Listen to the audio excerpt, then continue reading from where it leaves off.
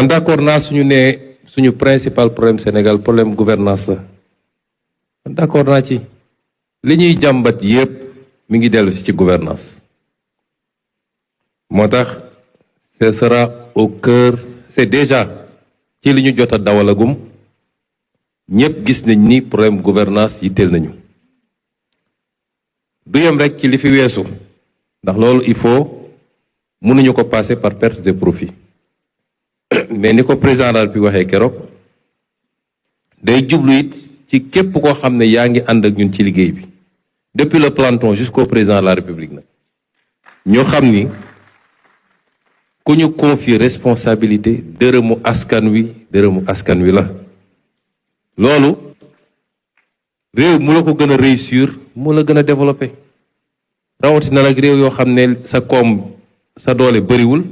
kenn ku ne bëgg di damm ci poosam loolu mënul ne et donc loolu aussi on est tout à fait d'accord wax nañu def nañu diagnostic ñëpp gis nañu diagnostic bi da nga koy lënkale waat ak li ñu wax ci état des lieux bi ñu fekk réew mi moo tax loolu mënul ànd ak li sama yaay ji wax gis nga na gaaw rek moo ñu andi fi ñu nekk nii na gaaw rek moom xam na ni ceeb soo koy bay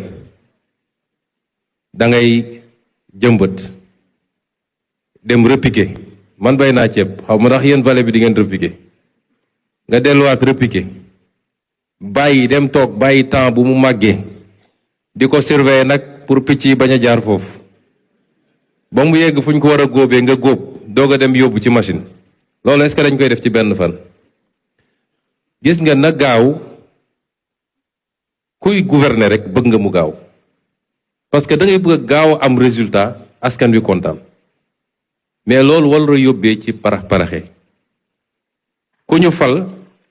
premier jour bi nga toog yaa ngi naan dans 5 ans nag war naa taxawaat jàkkaarloog réew mi donc il faut ma gaaw def ay affaire mooy andi nga dem lépp lu ëpp la réew mi àttan pour tabax ay bâtiment tabax ay stade tabax ay tali ñu ne wiiw liggéey na waaye laa ngi fi bàyyi loo xam ne say sëtaat sax duñ ko àttan